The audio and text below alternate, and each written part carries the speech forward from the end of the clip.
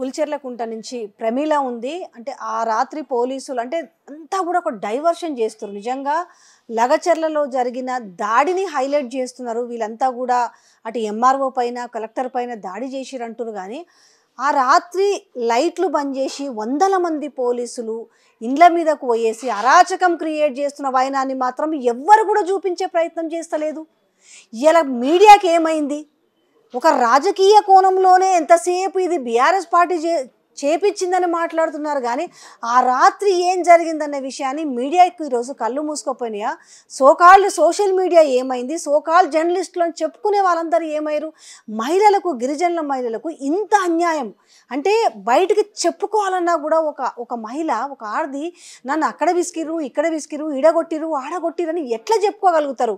కానీ ఈ ఉదంతాన్ని ఎలా బయటకు రాకుండా చేస్తున్నారు. ఎందుకు ఇంత అరాచకం ఎవరి కోసం చేస్తారు? సో మనతో ఆమె పైన ఏ రకంగా దాడి చేశారు అనేది మనతో ప్రమీల ఉన్నారు, అడిగి తెలుసుకుందాం. నిజంగా చాలా బాధాకరమైన విషయం. మళ్ళీ వాళ్ళని అడగాలంటే కూడా మాకు బాధగా ఉంది. కాకపోతే అడగాలి, ఎందుకంటే ఈ విషయం ప్రపంచానికి తెలవాలి కాబట్టి. అమ్మ ప్రమీల చెప్పు, ఆయన ఏం జరిగింది చెప్పు అసలు. అంటే ఒక సైడే చెప్తారు ఎంతసేపు మీరు దాడి చేసిరు అంటున్నారు. కానీ ఆ రోజు రాత్రి ఏం జరిగిందని ఎవ్వరు చూపిస్తలేరు. మేము అలాంటి వాళ్ళు వచ్చి ఏమైందమ్మా అని అడిగితే చెప్పుకోవడానికి కూడా పాపం బాధపడుతున్నారు. కానీ తెలవాలి కదమ్మా, రెండో కోణం అయ్యాలి. అర్ధరాత్రి ఏం జరిగిందో కూడా తెలవాలి కదా. ఏమైంది అలా అసలు అర్ధరాత్రి ఏం జరిగింది? ఫార్మా కంపెనీ వస్తుందని, భూములు పోతాయని, ఇండ్లు పోతాయని మాకు తెలిసింది.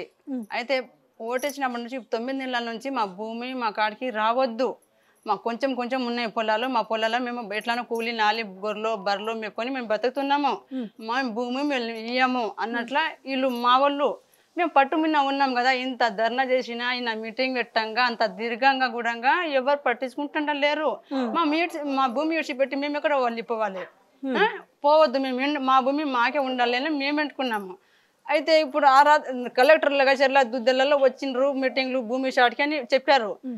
కానీ మాకు కూడా మేము బర్ల కాడ దుల్ల కాడ పోతాము, పెద్దలకు ఎవరు చెప్పిండ్రు మాకు తెలియదు. మేమైతే పొద్దుసాను బర్ల కాడ కూలికో కష్టంకి పోతాము, మాకు తెలియదు. మీటింగ్ అంటే అందరు భూమిలో షాట్కి మీటింగ్ వాళ్ళకి తెలిసింది.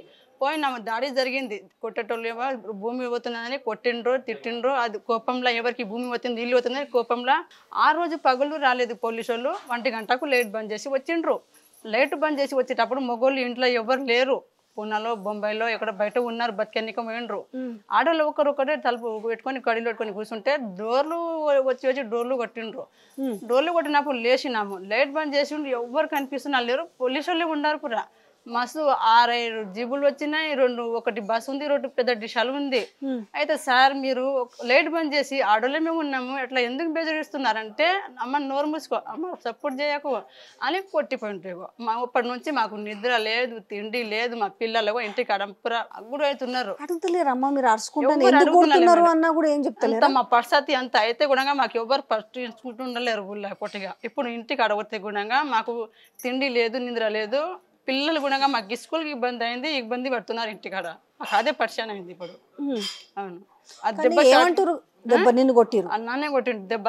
అందుకే అందుకే కూడా చెప్పించినాను. నన్ను దెబ్బలు కొట్టేసిండ్రు పోలీసు వాళ్ళు వచ్చి. మాపటికి ఎవరు మొగోళ్ళు లేరు, ఆడలే ఉన్నారు ఇంట్లో. డోర్ కూడా పల్లగొట్టిండ్రు, డోర్లో కూడా పల్లగొట్టిండ్రు అందరు.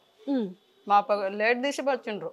అంటే మరి అట్లా దాడి చేస్తారా అనేసి మళ్ళీ మాట్లాడుతారు. అంటే జరిగిందంతా కూడా బయట ప్రపంచానికి తెలుస్తలేదు. మీరు దాడి చేసిరు మాత్రమే మాట్లాడుతున్నారు. దాడి చేసిండ్రు, మా భూమిలు మాకే ఉండాలి, మాకు ఫార్మాసిటీ రావద్దు అన్న దాడి చేసాడు. అందుకోసమే మాకు దెబ్బలు కొట్లాట, పోలీసు వాళ్ళు తిరుగుతున్నారు. మా పగులు ఒక బండ్లు వస్తే కూడా మాకు తండలు ఇప్పుడు ఉండాలంటే బుగులు అవుతుంది. ఎవరు లేరు, ఇంటికి తాళలేసిండ్రు. మా పిల్లలకు తిండి లేదు, నిద్ర లేదు. మా పిల్లలు కూడా ఇంటికాడ ఇప్పుడు తినకుండా ఉపాసం విడిచిపెట్టి మేము ఇంటికి వచ్చాము. మా పిల్లలకు కూడా స్కూల్ బంద్ అయింది, పట్టుకోపోతున్నారు అంటే ముసళ్ళు కూడా అట్లే ఏడుస్తున్నారు, పిల్లలు కూడా అట్లా ఏడుస్తున్నారు. మాకు పరిస్థితి అట్లా అయింది. కానీ తిరుపతి రెడ్డి ఇప్పుడు రేవంత్ రెడ్డి అన్న వచ్చేసి ఎట్లయినా కూడా అంటే ఆయన మీటింగ్ పెట్టిండు, మిమ్మల్ని పిలిచిరా మళ్ళా మీరు గట్లైన తెల్లారు ఆయన వచ్చిండు కదా, వచ్చిండు. కానీ మరి ఇష్టంగానే రైతులు ఇష్టంగానే ఉన్నారు తెలియలేదు, మాకు చెప్పలేదు. మేమైతే ఆయన వస్తాడని మాకు తెలియదు. మేము అందరికి గుట్టల పొట్టి అబ్బర్ల కాడనో శనికాడనో మేము ఎవరు బుగ్గుల వాళ్ళు దింకపోయినాము. ఆయన వచ్చి లగషర్ల కాడ ఇంకా మేము ఫార్మా కంపెనీ చేస్తానని అందరికీ చెప్పిపోయినంట. అంటే భూములు ఇయ్యనికి ఇష్టంగానే ఉన్నారు అని చెప్తున్నాడు ఆయన. అందరికీ ఇప్పుడు బెదరగొట్టి మేము ఫార్మా కంపెనీ చేస్తామని వాళ్ళకు ఉంటుందేమో కానీ మేమైతే భూమి ఇయ్యాము.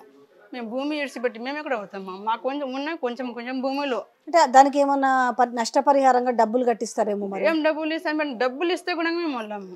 మాకు భూమి పోతే ఇంకా మాకు ఉండడానికి ఆడ తావు లేకుంటుంది. ఇంకా మేము 2 మేకల్లో బర్రెలు గొర్రెలు తెచ్చుకొని మేము కష్టపడి మేము పొలాల్లో బతికేతోళ్ళము.